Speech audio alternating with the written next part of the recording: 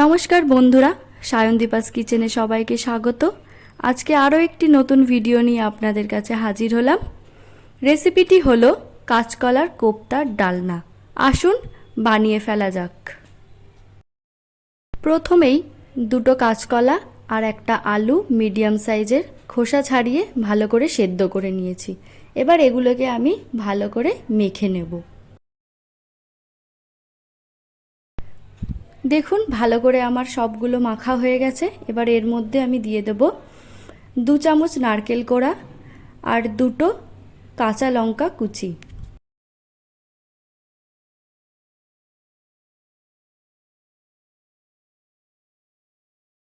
এরপর এর মধ্যে দিয়ে দিলাম 1 চা চামচ হলুদ গুঁড়ো, 1 চা চামচ জিরে গুঁড়ো, 1 চা চামচ ধনে গুঁড়ো আর 1 চা চামচ আদা পেস্ট।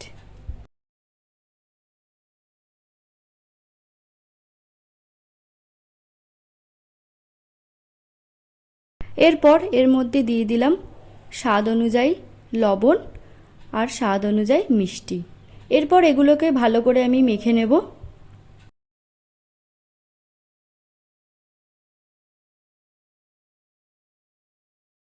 দেখুন মিশ্রণটি খুব ভালোভাবে মাখা হয়ে গেছে।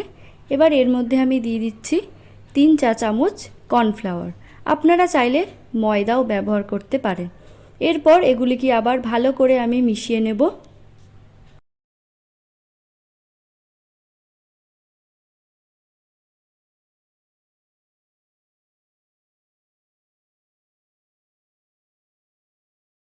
মিশ্রণটি আমার ভালো করে মাখা হয়ে গেছে।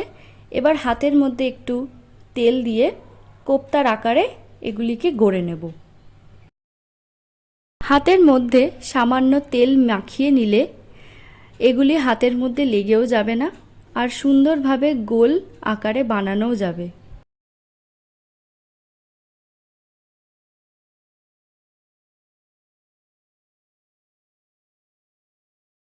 দেখুন আমার সবকটি কোপ্তা বানানো হয়ে গেছে। আপনারাও এই রকমভাবেও বানাতে পারেন। এছাড়াও অন্যান্য শেপেও আপনারা বানাতে পারেন। এরপর এগুলিকে আমি ভেজে নেব। কড়াইতে আমি 2 কাপ সাদা তেল গরম করে নিয়েছি। এরপর একে একে সব কোপ্তাগুলো আমি ভেজে নেব। ভালোভাবে লাল করে ভাজতে হবে, তবেই খেতে ভালো লাগবে।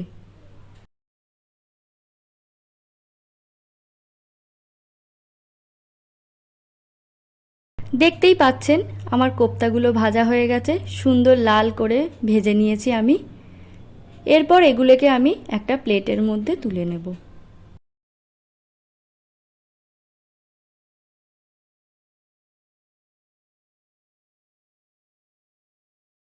এরপর আমি একটি বোলের মধ্যে 2 চা চামচ আদা বাটা, 1 চা চামচ হলুদ গুঁড়ো, 1 চা চামচ জিরে গুঁড়ো, 2 চা চামচ লঙ্কার গুঁড়ো এগুলিকে দিয়ে সামান্য একটু জল দিয়ে একটা পেস্ট বানিয়ে নেব।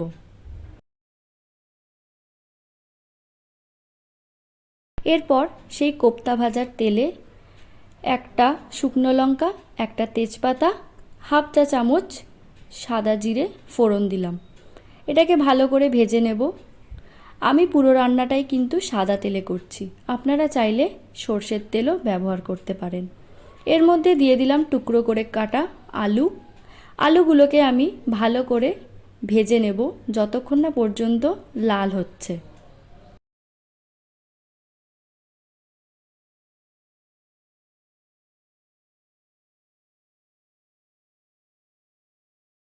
আলু ভাজা হতে হতে এর মধ্যে আমি দিয়ে দিলাম 2 চা চামচ নারকেল কোড়া। নারকেল কোড়াটাকেও আলুর সঙ্গে ভালো করে মিনিট 2 ভেজে নেব।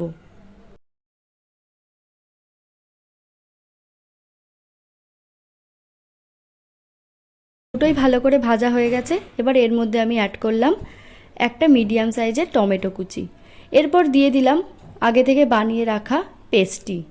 এরপর এগুলোকে দিয়ে ভালো করে আবারও নাড়াচাড়া করে নেব। পর এর মধ্যে দিয়ে দেবো স্বাদ অনুযায়ী লবণ। লবণ দিয়ে ভালো করে মশলাটাকে কষাতে হবে যতক্ষণ না পর্যন্ত মশলার কাঁচা গন্ধটা যায়।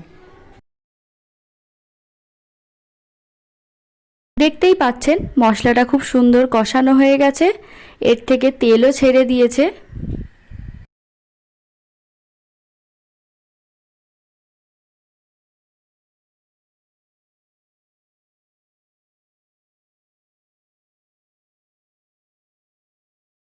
এরপর আমি এর মধ্যে দিয়ে দিচ্ছি 3 কাপ গরম জল। রান্নায় গরম জল ব্যবহার করলে তার স্বাদ খুব সুন্দর হয়। এরপর এটাকে আমি ফুটতে দেব যতক্ষণ না আলুটা সেদ্ধ হচ্ছে। আলুটা সেদ্ধ হয়ে গেছে। এবার এর মধ্যে আমি দিয়ে দিচ্ছি ভেজে রাখা কোপ্তাগুলি। কোপ্তাগুলো দিয়ে ভালো করে আবারও নাড়াচাড়া করে খানিকক্ষণ ঢেকে রাখতে হবে।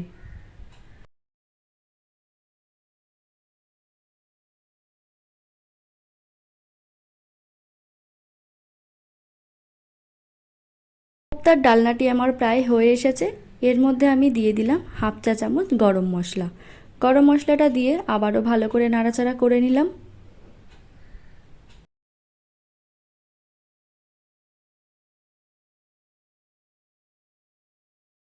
এরপর এর মধ্যে দিয়ে দিলাম 1 চা চামচ ঘি। ঘি দিলে কোপ্তার ডালনাটা খুব সুন্দর খেতে হয়।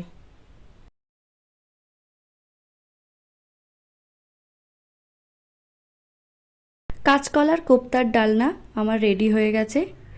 নিরামিষভাবেই আমি তৈরি করলাম। আপনারাও যে কোনো নিরামিষ দিনের জন্য এই রান্নাটি করতে পারেন। ভিডিওটি ভালো লাগলে অবশ্যই লাইক করবেন। ভিডিওটি ছেড়ে যাওয়ার আগে চ্যানেলটা সাবস্ক্রাইব করার অনুরোধ রইল।